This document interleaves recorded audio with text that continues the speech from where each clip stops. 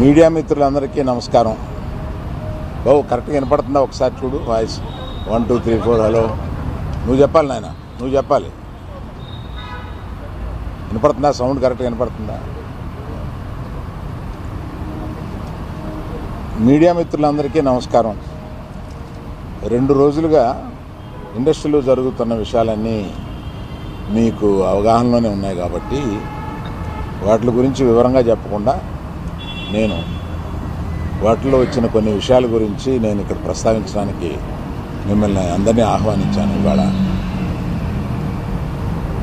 2 రోజుల నుంచి ఆ నలుగురు అని వస్తుంది. ఆ నలుగురు కొంచెం నెగిటివ్ షేడ్ తోటి, ఆ నలుగురు కబంధాస్తాలతోటి ఈ ఇండస్ట్రీని పట్టుకుని, బాబు ఆ నలుగురికి నాకు సంబంధం లేదు, ఆ నలుగురిలో నేను లేను. అసలు ఇది 15 సంవత్సరాల క్రితం స్టార్ట్ అయింది ఆ నలుగురు అని. ఆ నలుగురు ఆ తర్వాత ఆ 10 అయింది, అది ఎవరు పట్టించుకోలేదు. ఓ 10 మంది దగ్గర ఉన్నాయి థియేటర్లో. నేను ఆ నలుగురు వ్యాపారంలో నేను బయటకు వచ్చేసాను. నేను లేను. కోవిడ్ ఆ టైంలోనే బయటకు వచ్చేసాను.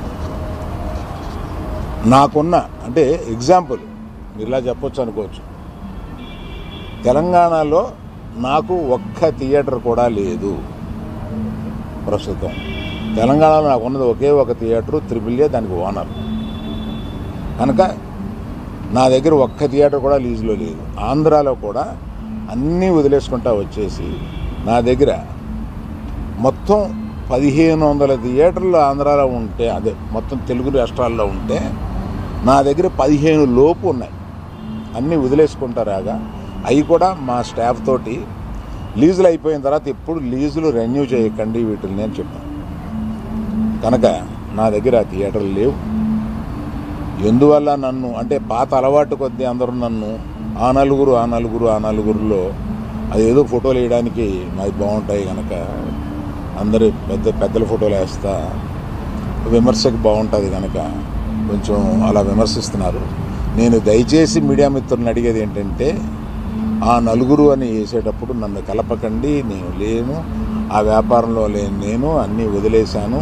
1500 థియేటర్లకి 15 మాత్రమే, 15 లోపే నా దగ్గర ఉన్నాయి.